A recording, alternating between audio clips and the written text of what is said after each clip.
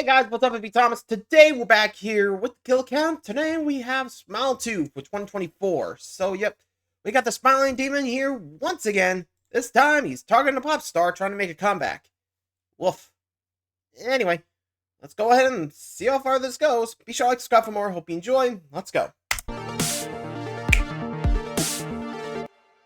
Welcome to the Kill Count, where we tally up James, the victims in all our favorite horror movies and show you how they were made. I'm James A. Janice, and today we're looking at Smile 2, released in 2024. The first Smile was the highest grossing horror film of 2022, so even if it didn't need a sequel, it was getting one. I definitely thought we didn't need a Smile 2, but thankfully writer-director Parker Finn returned to follow up his own idea, making it bigger in scope and stakes and heavier in dancing. The supersized sequel is centered around Sky Riley, a pop star mounting a comeback tour after surviving a traumatic event. After Sosie Bacon's performance as Rose in the first film, Finn needed another strong character to build Smile 2 around. Like Rose, Sky is an emotionally intelligent but wounded person who struggles to be believed due to others' perceptions of her. I absolutely loved the first Smile. I thought it was scary and slick and had a dark sense of humor deep below the surface. I'm happy to say I love Smile 2 even more. It's everything the first movie was, but better. It's got memorably impressive sequences and is more openly funny while maintaining its pitch black dark edge. And of course, it's scary as all hell.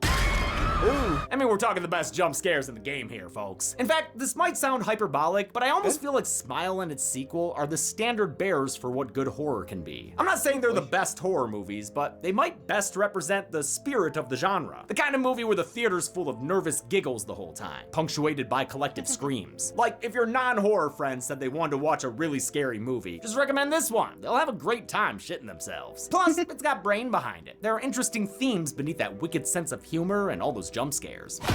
Jesus fuck! Of course, I am biased towards the subject matter. Y'all know I love my pop girlies. And Sky Riley is a kick-ass pop star, thanks to the incredible acting and musical talents of Naomi Scott. This isn't like Trap. All due respect to Lady Raven, but she put on a pretty mid concert in that movie. Sky Riley is a pop star to the Gaga degree, and the movie's music and choreo match the part. I love Smile 2 so much, it makes me never want to write a sequel off as unnecessary ever again, at least not before seeing it. Parker Finn proves if you try hard enough, you can one-up yourself. Will this curse go to an... Whoa! Oh boy. Huh? What the? Zoran, what's wrong? Ranger, it's an emergency. The people of this world are suffering. I'm ready. It's morphin' time! No, this cannot be solved with fists. They're suffering with inaccessible healthcare access that prevents them from getting the physical and mental care they need. I understand. That's bad. It's sponsor time! Today's sponsor, ZocDoc! ZocDoc is a free app and website where you can search and compare high-quality in-network doctors and click to instantly book an appointment. They offer access to in-network appointments from a selection of over 100,000 doctors, working together to fight evil. You can filter doctors based on your needs, and then select from actual appointment openings to instantly book a time that works for you. And these appointments happen fast, with doctors typically ready to morph into action in 24 to 72 hours. Excellent, Ranger. Now go save the world's physical and mental health. You got it, Zoran. He's wrong. Stop putting off those doctor's appointments and go to ZocDoc.com/killcount to find and instantly book a top-rated doctor today. That's ZocDoc.com/killcount. ZocDoc.com/killcount. Will this curse go 2-0 against the singer-songwriter Survivor Girl? Let's find out and get to the kills. And let's begin.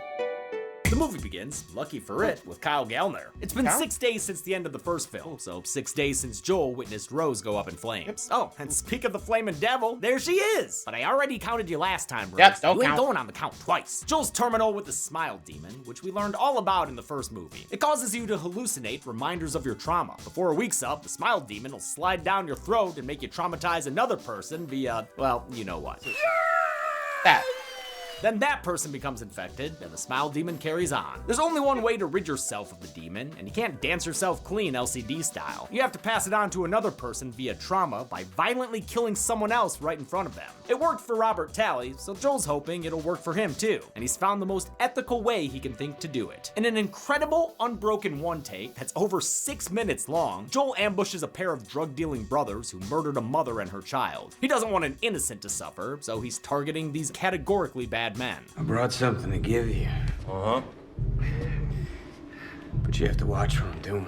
It's a magic trick. Now you see this knife blade, now you don't, as he stabs into Alexei, slicing and dicing him up in a traumatic way. That should pass the curse on to Yev, who starts a shootout with Joel. Joel gets hit, but so does Yev, which really mucks up Joel's plan. You can't die! It needs somebody to fucking pass you! But the Smile Demon can't late. pass on Sorry, to Yev. because Yev's dead, baby. Yev's dead. In spite of his best laid plan, Joel's still That stuck didn't with work. this fucking demon. Fuck! Or maybe not, since someone else was there and witnessed both these kills. A guy named Lewis who wanted to buy some drugs. Joel tries to explain the rules to him until more gang members show up. The incredible one take continues as Joel looks for an escape and eventually kicks a window unit out like a G. I love the stunt of him rolling out the window and onto the storm cellar doors. It's great to see a good guy get away with something. Sure about Oh my that? fucking come on! Nah, we knew it was bound to happen, but it's still tragic that such an ethical character wound up so violently close. smeared across the road. Still, Smile's evilness is played for dark laughs. I mean, there's literally a card that says how we're feeling right now. Bad. Bad And feeling, Joel's yep. blood streak makes a fucking smile? Come on, man. That's pretty funny. And it's all capped off by this title card. heard of 2. Whoa. Whee! This opening oneer was rehearsed for weeks. First with just Gallner and the cam op, and then gradually adding everyone else who would have to be there on and off screen. In the end, Damn, they it's- only had to stitch together 2 different shots to make it appear Okay, seamless. that's The indoor actually using parts a were car shot for on that? a handheld camera, Like and the second outside? shot comes Look in at that. during that stunt when Gallner takes the action outside. Actually That kinda part of the cool. shot was done with a camera on a crane to get the height and movement they needed. And while the car kill looks brutal in the final Ooh. cut, on set, Gallner was hit by football pads covered in blue screen material. Kyle, you okay? Yep. Of course he's fine. He's a kill count vet. He's been here Hey. plenty of times before. The movie then cuts to another kill count Hi, vet, Drew Drew Barrymore. Barrymore on the Drew Barrymore Show. It's a pretty accurate depiction of her actual show, except Drew's not quite as touchy here. Her guest is pop star Sky Riley in her first public appearance since an accident 1 year ago that killed her boyfriend, actor Paul Hudson. Since then, she's gotten sober and is ready to step back into the limelight. Look at how poised she is. You were saying? On the outside, at least. She gives a sincere apology and announces a big national comeback tour. It'll be managed by her momager Elizabeth. Oh, shit, wait, is Sky Huey's sister? Was Simon Pegg her dad? The accident damaged Sky both psychologically and physically, but because of her history with addiction, she can't get painkillers prescribed, and her under-the-table reserves just went down the drain. Oops. Against bedtime orders from her mom, she sneaks out of her place to get more pain relief from her dealer, none other than Lewis, Hi, the Lewis. guy from the opening scene. He's an old high school friend who knows her well, but he freaks out when he sees her at his place. Your text said to come over. What? What? What? What? What? What? Got them sounding like a stone Hey, cold calm feedback down. loop. Lewis doesn't remember Oh boy. Yep, probably an hallucination. Oh boy. Like I said, that demon is tricky. Like, seriously. If you don't plan to get rid of it by passing it on, it will. I mean, as you saw in the beginning, or at least here, yeah, that demon, oh boy, not good. Because he will bring a victim for you to pass on. So, yeah, you can definitely see where this is going. Here we go. texting Sky and isn't sure if she's real. Like Laura from the previous film, Lewis is a paranoid mess after his week with the smile curse. I'm sure the drugs don't help either. Just as Caitlin Stacy was There you go. phenomenal in Smile 1, so is Lucas Gage as a guy who is absolutely cooked. Just like at the end of his rope, man. I am in the middle of some genuinely fucking freaky shit. Okay, I'm talking like fucking Guy, you scary, might wanna just fucking leave. haunted house shit, you know? Gage was in popular shows like Euphoria, The White Lotus, and You, and has horror cred with an Into the Dark episode and Companion, which came out this year. He is also the actor in that Zoom audition that went viral because a casting director ragged on his apartment when he thought he was muted. I know it's a shitty apartment. That's why give me this job so I can get a better one. Lou's just about weird Sky away, but he slaps himself out of it and says he can get her drugs. Just wait inside the living room / gym / arcade, I guess. After a quick haunting from her tabloid past on Yeah, I might wanna TV, run. Lewis reappears to Sky, seemingly haunted himself. What? No. What is it? Oh, get the fuck away from me! What the fuck? He starts choking. Again, Sky kinda assumes runs. he's overdosing, but we've seen this kind of thing before. Yep, We know right he's down the actually gullet, deep-throating and- demon, and that the smile curse is about to be passed on. The first sign that we're right is Lewis's sunny new disposition. The second sign is when he picks up a weight plate and does a rep directly into his face. The explicit exercise continues until he reaches flesh fatigue. Must be tired anyway, because it is falling off his face. Yeah, maybe take a longer rest before your next set. And bye-bye. This ghastly kill's practical elements were created by makeup designer Jeremy Sellenfriend. He used nose breaks from MMA fights for reference. The extensive facial prosthetics took 3 hours to apply for each stage. With 3 separate stages, the kill took a week to shoot. Finn compares the sequence to a gruesome game of peekaboo. Every time he hits his face, we have this brief moment that we don't see the Peekaboo. damage that he's done until he pulls the plate down and reveals what happens. The effect was finished with digital touch-ups to remove Lewis's nose and show the inside of his skull. You know, the things you can't do practically. We can add, but we can't subtract because actors don't like that. For the final face True. smash, a cheek flap was pulled off with filament by a puppeteer. The result disgusted everyone on set, except for Naomi Scott. His face is falling off, and I'm watching that on screen, and I'm just like, wow, this is so beautiful. I was like, this is beautiful. I weirdly see the beauty in it. Sky instantly trauma pukes and pulls her phone out to call 911, but she can already see that TMZ headline, so she decides to head back home instead. She tries to sleep it off, but she's already seeing hereditary ghosts in her bedroom. Yep, there we Worse go. yet, a mystery message the next day reveals someone saw her leaving the scene. Friggin' Fragoli. She can't think about that right now, though. Not with her overbearing showbiz mom yanking on her short leash. Are you okay? You look exhausted. Wow, thanks, Mom. It's really important for you to stay on top of your sleep schedule. Other members of her posse include her social climbing assistant Joshua and their money man, record company executive Darius. Hey, Darius. Hey, man.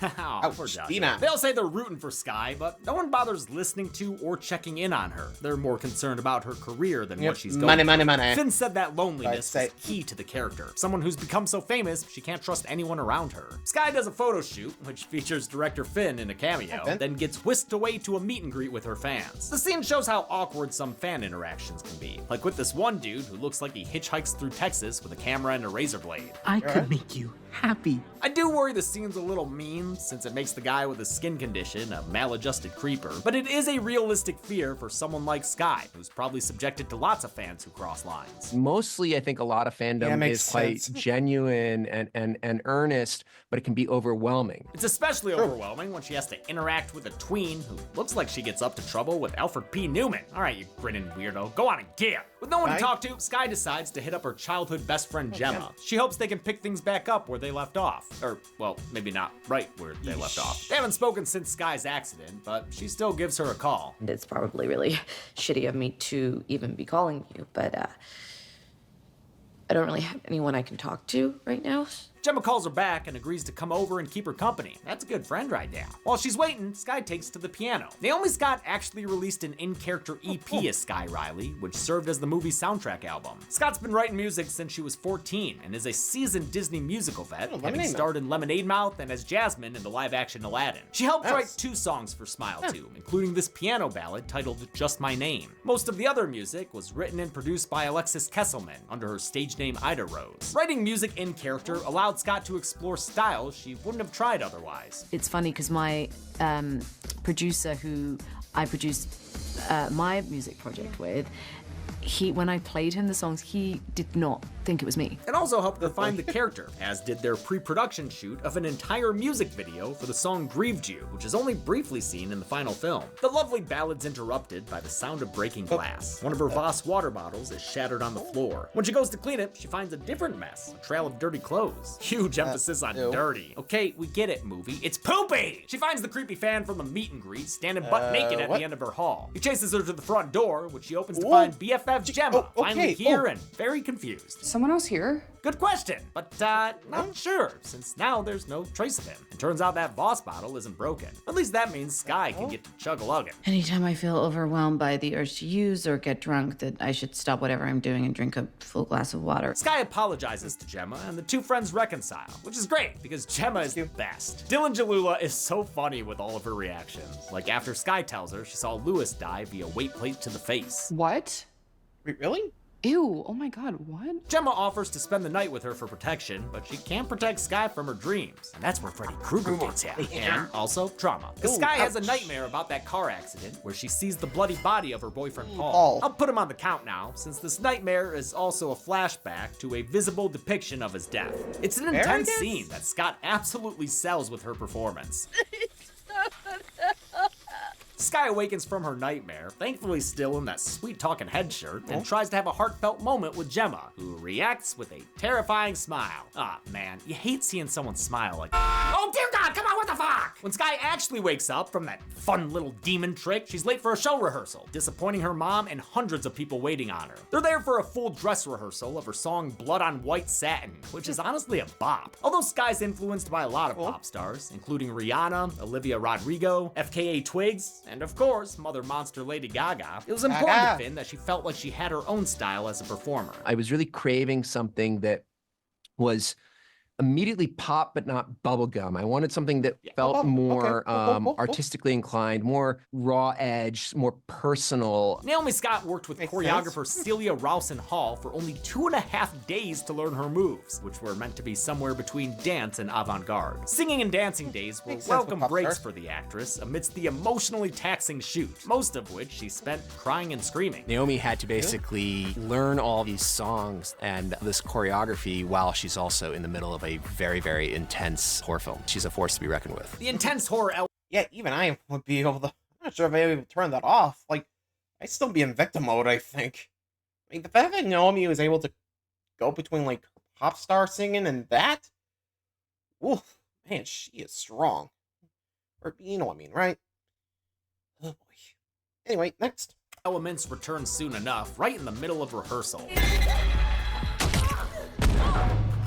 But the leg breaking's a hallucination, yet another demon trick, one that gets Sky yelling at everyone around her, total diva meltdown. One of you was out of place and knocked me over. Who was it? She storms back to her dressing room, passing a jolly Joshua on the way. When she finds the place completely trashed, she blames him for it. Sky? I would never. Oh, poor Joshua. Between the mess and her angry outbursts, her mother assumes Sky's on drugs again. In the first smile, Rose's hallucinations were chalked up to mental illness. Sky's are dismissed due to her history of substance abuse. Both situations are truly tragic. Sky wants to call the whole tour off, but Elizabeth momagers the shit out of her. Right now, you need to pull it together and get back out there. Her next event is a charity gala that Darius invited her to speak at earlier. It's meant to be an easy gig, but the teleprompter stops right as her speech begins. She's forced to improvise, which goes not well. You can't escape the miserable thing that you've become, and one day you realize how badly you wish you could just trade it all just for one fucking moment of happiness.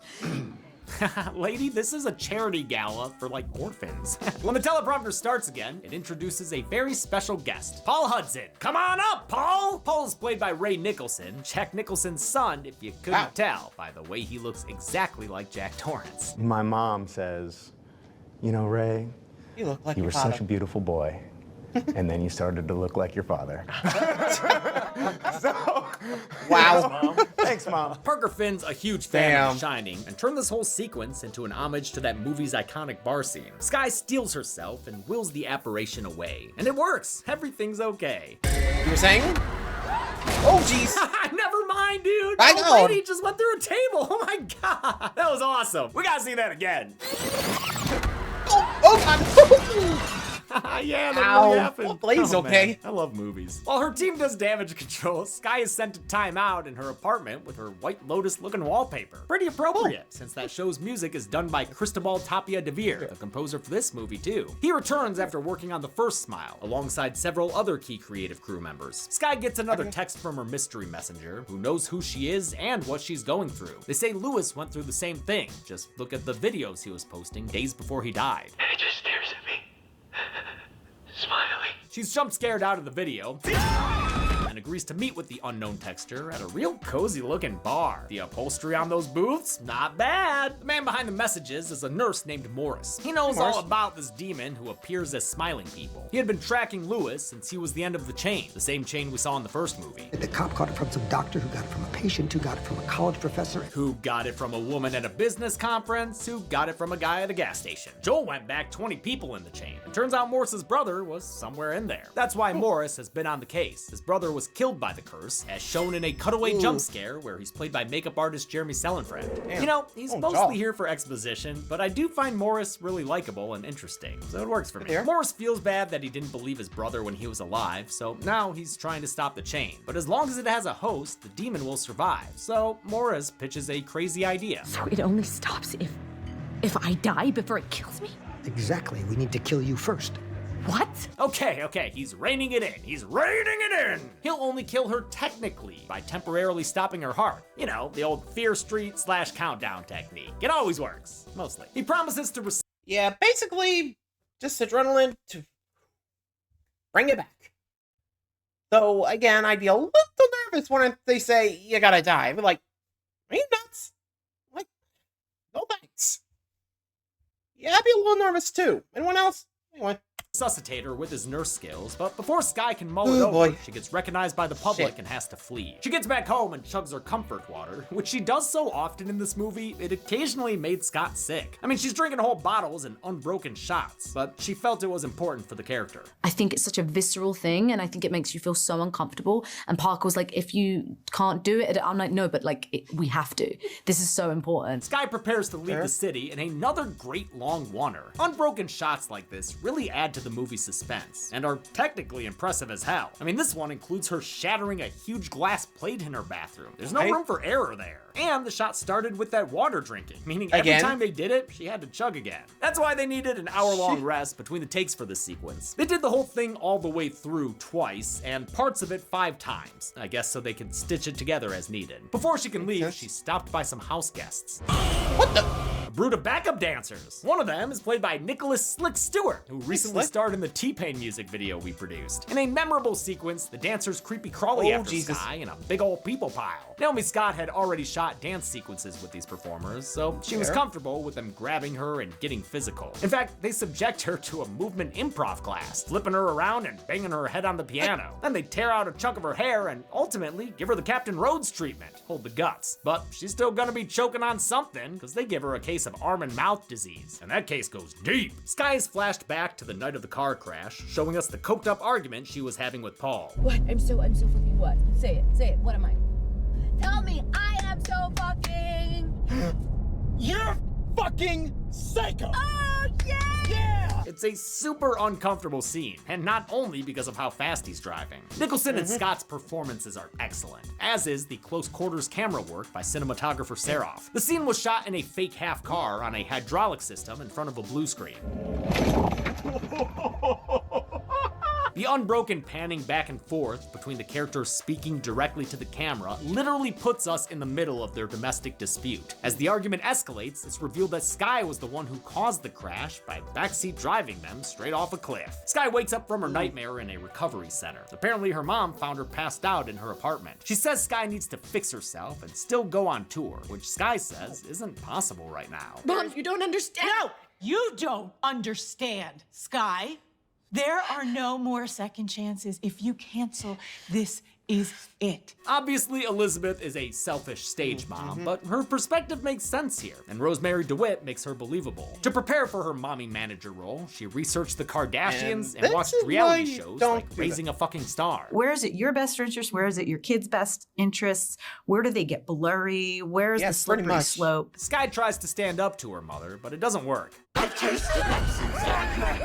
Jesus fucking Christ, god damn it. The married mother gets 7 years of bad luck, which start right away with a mirror shard mutilation. Skye pulls out her hella long IV needle, jeez, and tries to escape the room, only to find the murder weapon is suddenly in her hands. Oh man, these demon tricks are getting sicker by the minute. Did Skye just kill her mom?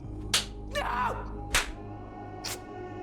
She tidies up the mess and tries to leave the hospital, but gets spotted by Joshua, who sees the blood and calls for help. Skye snatches a gun from a security guard, and a standoff ensues. She even points the gun at Joshua. Oh, poor Joshua. Thankfully, Darius shows up. That guy always knows what to say. Think about the tour. Never mind. Fuck!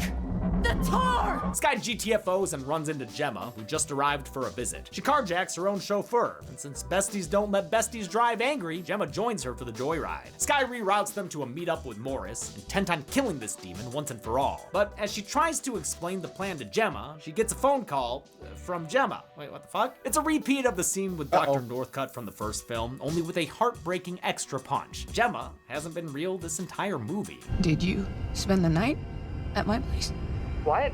I haven't been to your place in like a year. Wait, but didn't she say something to her mom? Hey, Elizabeth. I guess we never saw Elizabeth react or respond. But if Gemma's not real, then who's driving? Oh my god, Sky's driving! How can that be? She almost gets into another accident, but avoids making her insurance Sky Riley high. She meets up with Morris at an abandoned Pizza Hut, or maybe a Taco Bell, or maybe a combination Pizza Hut and Taco Bell. He needs to make use of its walk-in freezer to keep her brain alive while he kills her. He plans to inject Sky with bye-bye drugs before bringing her back to life with CPR. He leaves while her body temperature drops to the right level, but while he's gone, Sky looks towards the ceiling and sees herself hanging out up there. Sky Riley, car wreck edition. She's just crying and bleeding and dripping and dropping. Holy shit, there she go. Oh wait, holy shit, where'd she go? Oh god. Oh, there she is. Upside down Sky was shot practically, which was difficult. Scott had to hold herself up and pretend to cry at the same time. It's like the horror movie equivalent of Pink singing on that bungee cord. Ceiling Sky gets all up in her twinsy's face. I like wearing your skin. I wonder if this is what T-Swift sees when people say they want the old Taylor back. Well, old Taylor can't come to the phone right now. She's busy putting too much weight on that broken leg. The dead ringer gets ready to put a smile on Sky's face after turning into the most Pee-wee looking version of these effects. Sky fights back by biting off her thumbs. Haha! Good luck reviewing movies now. It gives Sky the chance to give herself a lethal injection, but unfortunately for her, nothing happens. As it turns out, those drugs ain't real. In fact, none of this is. You're not in control, Sky. God damn it. What? Come on! Man, this sucks. Man, Sky finds herself locked inside a metal room and emerges from a yonic pod to thunderous applause. She's on stage for the first show of her tour. Her whole damn day has been a demon-induced hallucination, including the part where her mom was killed. Viewers debate when everything stopped being real, especially with the revelation that Gemma was never really there. Personally, I think Gemma was an acute hallucination early on. Sky's reality didn't completely disappear until after the dancers took her to the ground. But probably that's just theory. A smile theory? All of it was in service to the Smile Demon's ultimate goal, getting Sky in front of a stadium full of witnesses, 50,000 of them. It's meant to be Madison Square Garden, though it's played by the MVP Arena in Albany. The extras were recruited via the arena's Facebook page. Another Sky appears on stage in front of her, and the demon bursts out of her belly scar. It's a metamorphosis that matches her butterfly-inspired outfit. And the demon that emerges is breathtakingly big. Finn knew he wanted a larger-than-life ending for Sky to match her larger-than-life character. This giant iteration of the demon was built by creature designer Alec Gillis and his team at Studio Gillis. At 12 feet long, he says it was the largest practical creature they've built since the Alien Queen in Aliens. And that's appropriate since superformer Trevor Newland, who's 6'8" and only 150 pounds, also worked with Gillis's team playing the Xenomorph in Alien Romulus. The fingers and hands of the monster were done with cable-controlled puppetry, and the final monstrosity had 6 or 7 people operating it alongside Newland in his hand-sculpted, hand-painted suit. He compared the setup to being in a horse costume with different people playing different parts of a single creature. It was a really complicated process that was really wonderful collaboration between major practical effects and then the use of VFX to sort of bridge all the gaps and bring a final product together. Just like the last film, the demon climbs its way into Sky's lemonade mouth. The scene then cuts back to reality, where Sky is convulsing on the ground and worrying the audience. Her fans are relieved when she gets back up, but we know what's coming when she turns around with a smile on her face. We only see the audience reaction as Sky does something off screen, something that sounds wet and fleshy. The movie ends with the reveal of the aftermath and the realization that the smile curse just spread to 50,000 people. How many people were stuck in the nosebleed section of this encore performance? Let's find out and get to the numbers. But first, I am thirsty.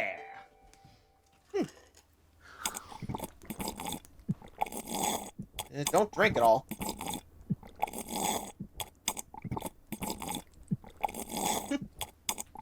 Don't spray it out on me like Triple H, huh? Oh, that is unpleasant. Yeah. Oh, and this is why you don't drink it all the one go. 7 people died in Smile 2, with the victims consisting of 6 men and only 1 woman. That gives us this Billboard Blue pie chart, with a count and gender breakdown we've only seen twice before: the Child's Play remake and the original Hellraiser. With a runtime of 129 minutes, Smile 2 had a kill on average every 18.43 minutes. I'll give the Golden Chainsaw for coolest kill to Lewis. Just like Laura, it's the kill that kicks off the curse, and it does not disappoint. In fact, it's a nominee for Best Kill at the Dead Meat Horror Awards, which comes out in 1 month on April 26th. Mark your calendars. Double Shitty for lamest kill will go to Yev. Not only a gunshot kill, but an accidental one. And that's it. Smile Yeah, 2 pretty was much a released in whoops. 2024, just 2 months after the similarly pop star themed track. Coincidence? I think There is effect. Until next time, I'm James A. Janice. This has been the Kill Count. On the next Kill Count. In a world where all seems lost, where monsters roam the earth, and chaos reigns, one man is responsible for humanity's last hope. I hate this crap. 2013's The Last of Us follows a scruffy-looking smuggler named Joel, 20 years after a zombie fungus has taken over the world. But luckily, this Han isn't solo, as he's tasked with transporting a girl named Ellie across the most beautifully rendered apocalypse you have ever seen. You can't deny the view, though. Together, they must try and find a cure for the fungus among us, all while surviving murderous hunters, unfun guys, and best of all, puns. I used to be addicted to soap, but I'm clean now. So this week, cleanse your palate by playing The Last of Us. I get it. Then on Friday, we'll see you ladder for the kill count. That's all I got. Only on Dead Meat. I hate cliffhangers. The Last of Us can be. Yep, we got till the 11th. Guess they didn't want to run the risk on being April Fool's Day. We'll see. Anyway, thanks for watching, guys. I might check out The Last of Us when I get the chance, but I don't know. Should I? Till then, see ya.